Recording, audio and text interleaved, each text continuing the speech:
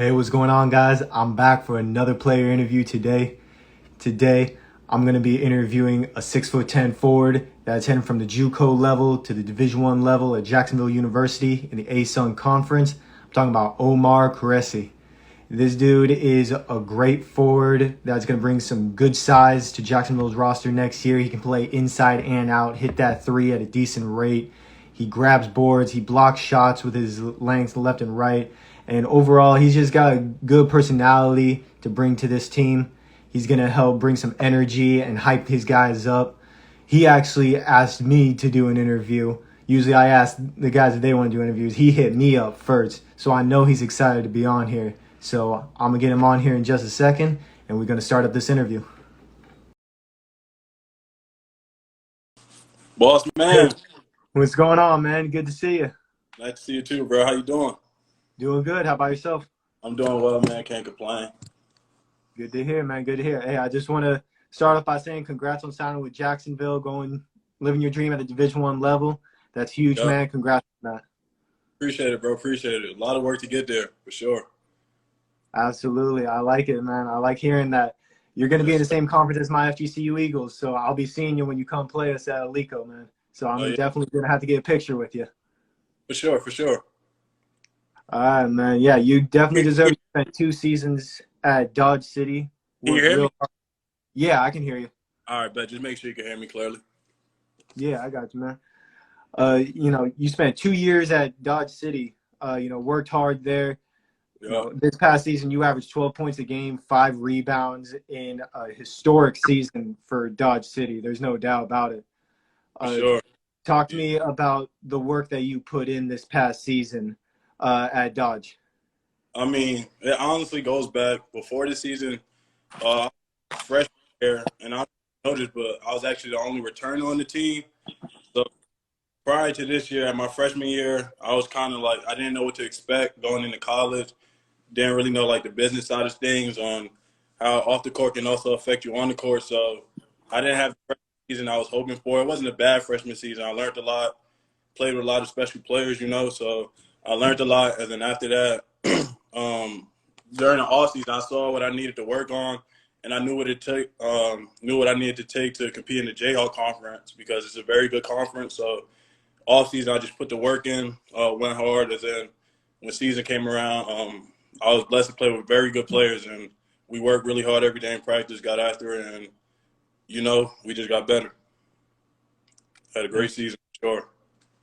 Oh, yeah. Well, anytime you can win your region tournament and make it to nationals, I would say that's definitely a good season. For Uh, sure. you, you mentioned it first. You were the only returning player from last year's team. Yeah, for Coach sure.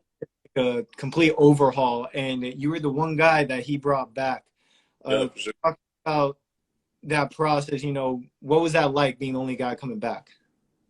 It was kind of like a funny process for me. I just went from like being a freshman on the team to coach wanted me to take more of a leader role, if that makes sense, because just knowing what to expect. A lot of the guys were Division One transfers, and Division One, it's a lot of hard basketball. So JUCO basketball gets overlooked a lot.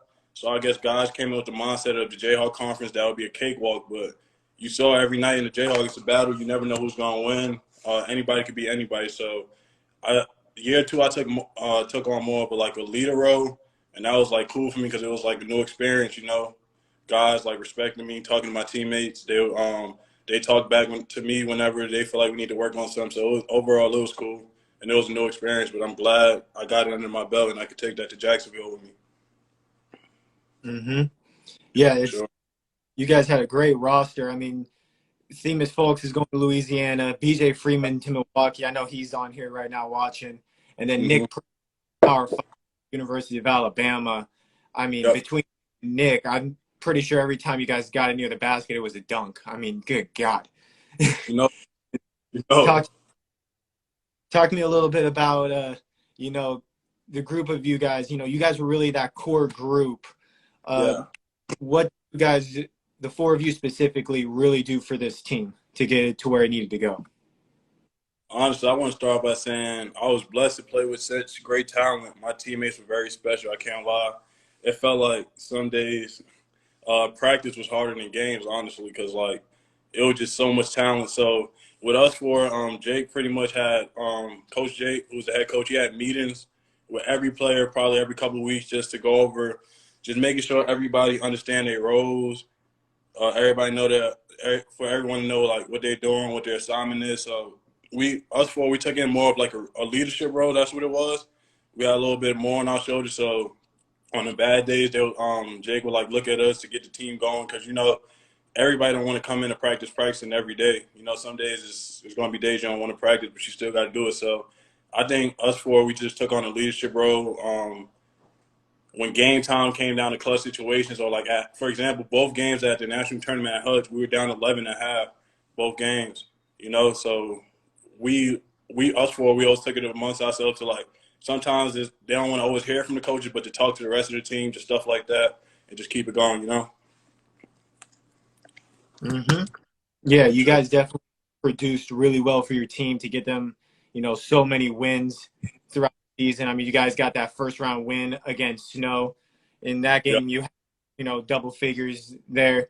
In the second round, you had 16 points, 5 rebounds against Northwest Florida, really produced in that game as well. I mean, 23-5 versus Barton, 15-10 with 3 blocks against New Mexico Military Institution. You really, with so many great guys, you didn't always have to be that main scorer, but there were Yep. some games where you just took that into your own hands. Talk to me Yeah. about, the difference between how do you know when you got to score and when you got to take a different role for your team to win?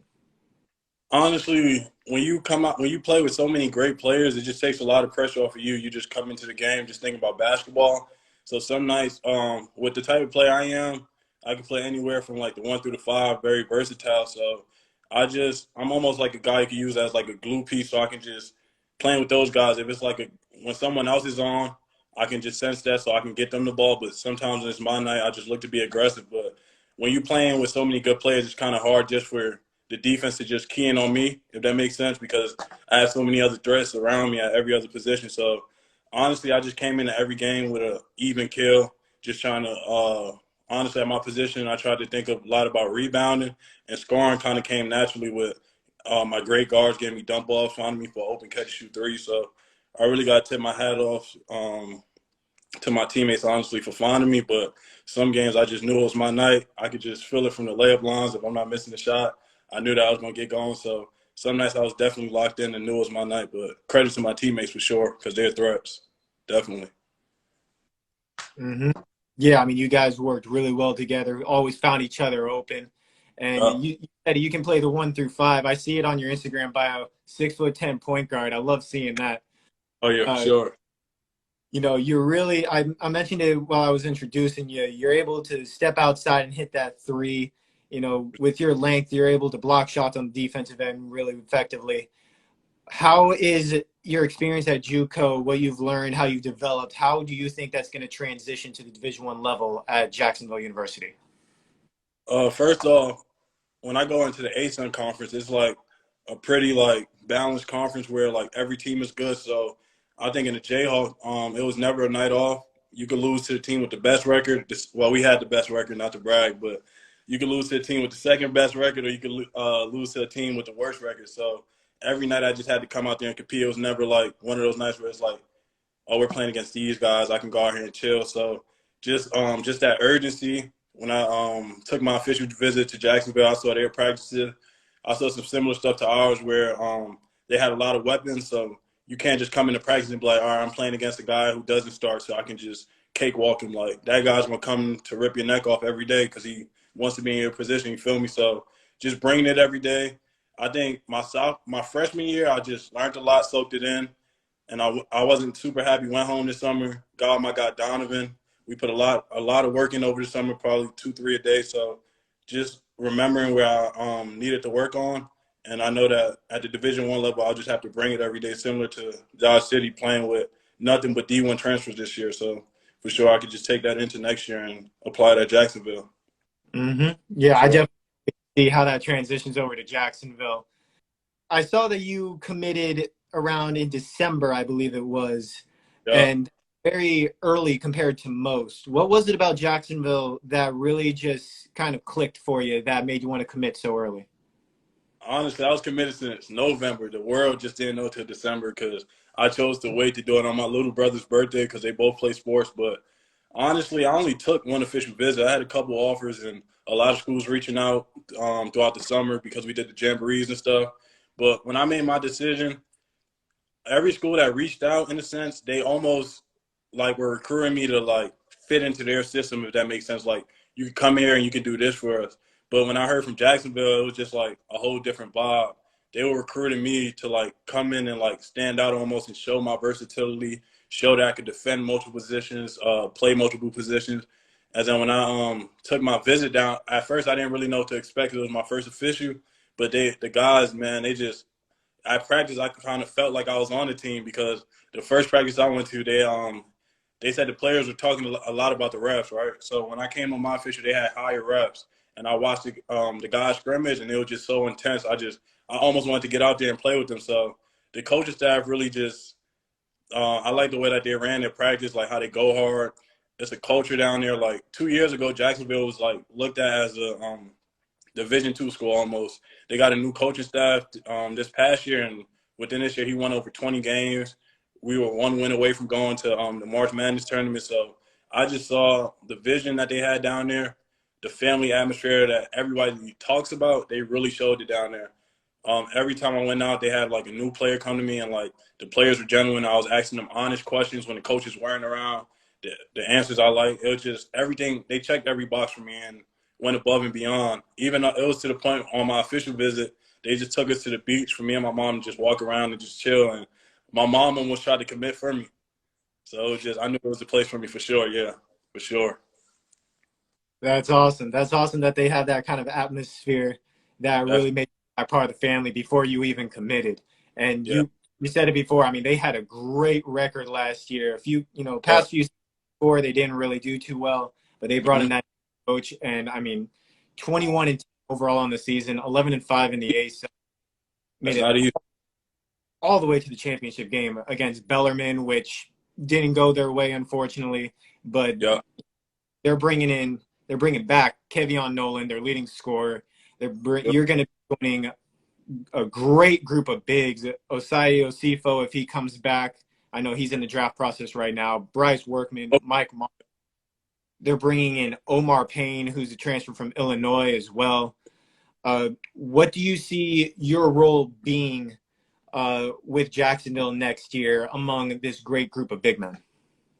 I mean, it's kind of is. I feel like my role is just going just to be me, come in, talk on defense, guard multiple positions, just show that I'm special, So it's funny because at the junior college level, I played more like 4 and 5, just because of the fact that junior college, the size isn't the same as the Division I level. As you just named, we have a lot of great forwards, so it's kind of funny because now I'm probably gonna play more 3 to 4, which I can showcase my versatility. So I probably will be playing a lot of the three since we have so much size and so many great guys at all those positions. So I think just being able to showcase what I can do, the coaching staff really trust me to dribble, dribble the ball, shoot the ball, make plays, passes. So I think at the Division I level is honestly going to be more space, and it's going to get a little more scary because I'll be able to do a little more with all the size that we have with the Dolphins for sure. Yeah. Mm-hmm. Very few teams in the ASUN have the size that you guys have, and the Yeah. fact that you're able to play that three, that's going to be a very big lineup that they have for sure. And hopefully you guys make it to that national tournament. They came up short last year. Hopefully this year, you guys, it might be the year. We talked about it before. You made it to the national tournament at the junior college level at Dodge City. Yeah. What was that experience like for you guys overall? I know it didn't exactly go out the way you wanted it to, but getting past that first round, going against a very good team in Northwest Florida that won the championship, what was that overall experience like for you guys? I mean, me being a 2-year JUCO guy was a little different, honestly, because okay, my freshman year I didn't play the most amount of minutes. We had a very talented team. I had very good players playing in front of me, so the sophomores, I just saw the urgency that they had about making it to Hutch, making it to Hutch, making it to Hutch. I didn't really understand it because it was my first year. So when we didn't make it, and I just saw how the season ended. I remember just looking my coach in the eyes after the last game and telling him, like, we're not going to feel this way next year. Like, I'm going to take it in my own hand and make sure, like, we get to the national tournament. So when I would work out and I'd get, like, tired and stuff, my train, we had this little quote, hashtag R2H, and that meant road to Hutch because he knew that's what I was working for. So if I got tired during the workout and I tried to, like, kneel down, he was just like, R2H. And I knew. So it was kind of different. Like, even after the season when guys went home, I stayed in Dodge for a little longer just to have access to the gym. And I'll just always, every time I saw an expo marker and a board, I'll always write it. So I knew that I wanted to go to Hutch before the season even started. So it was a little different. So I just had to talk to the guys and get them bought in because I knew it would be a lot of coaches out there. And it's kind of hard for coaches to recruit when they can't come out and watch because they're in their seasons. But I know every coach is going to be at Hutch. So we just wanted to work really hard, and we had a lot of great players on the Dodge team this year. Obviously, guys that didn't play, that did play. So, excuse me, just try to get everybody on the same page to sacrifice and buy in, and to reach the end goal of Hutch. And then, honestly, when we got there, it was kind of surreal. Like when I finally got to, so we put all the work in throughout the season. We had our ups and downs, lost a couple games. I think we won about like 30 games this year, which is like not done commonly. So that was super impressive. But when we finally got to Hutch, man, the first day we had a bye. So we just came out and watched, and it was just surreal, like just me just being there. We've been to Hutch before, of course, just to play them during the regular season, but I've never seen Hutch like that. Just you looking around at every school that you see on TV during the tournament is at your game saying front row. Like you're falling into these coaches. So it's like it's kind of different. So when we got there, I just told the guys, like, we came back. I think everybody met in my room, and I just brought them all in. I'm like, yo, this is everything we work for. Like, so tomorrow we don't have to go out there and nobody has to like do nothing that they haven't been doing all season. Like whoever night it is, that's just who night it is. So just trying to get us a buy-in when we got there and nobody doing anything outside the box just because, we're at like a bigger event. But honestly, it was surreal. I'm happy I had that experience. And I honestly feel like they should have put us in Northwest Florida because before the game, my coach literally told us, whoever wins this game wins the national tournament. So we ended up losing. They won the national tournament. They should have put us on different sides so we could see them a little later. But it was a dope experience, and I'm happy that I was a part of it for sure. For sure. And not many people could say they came in the Hutch the #2 seed. So it's a blessing for sure. Just reaping the benefits of the work. That's all it is. Yeah, you guys definitely deserve that #2 seed. I mean, top 10 in the country all throughout the season. Very few teams can say that they accomplished that. And Sure. stacked roster, a great season, a great coach that helped build this team from basically nothing from before you guys got there. Yeah, that was the first time in 40 years. 41 years, to be exact.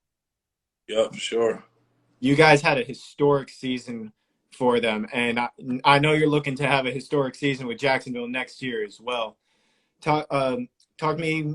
What should Dolphin fans expect from the Jacksonville team as a whole next year? Honestly, last year they set the tone already to turn the program around, winning over 20 games in a Division I season. That's not easy, but we brought some guys back, got some new guys, so they can honestly expect to bring the excitement. Every game they do their signature chant, Duval, so they can definitely expect to do that because there's going to be some battling out there next year in the ASA, and I can't wait to get out there and just show my passion for the game and just, try to get to that next level where I really want to be at, but where I really want to be at. But I know Jacksonville's first, and the fans could expect a lot of excitement from next year's team. We're going to be pretty good. Man, I'm excited to see it. I'm excited to see it for sure. And I definitely got to get a picture with you when you come play us at Alico, man. You're in the same division as us, so I know it's going to be tough. You might not want the picture after the game, but yeah, I'm happy for the game. All right, man. Hey, I appreciate you so much for doing this with me, man. I know you were excited to do it. I was excited when you hit me up. So thank you so much for doing this with me. Hey, no problem. Hey, bro, before I got out of here, I see that you've been putting a lot of work in, bro, and I see like you're improving. I just want to say keep working, bro, for sure. You're gonna be great, for sure. You got the work ethic, bro. That's all you need. Hey, I appreciate that, man. Thank you so much. It means a lot. For sure. All right, man. I'll talk to you later. All right, enjoy the rest of your day, boss. You too. All right.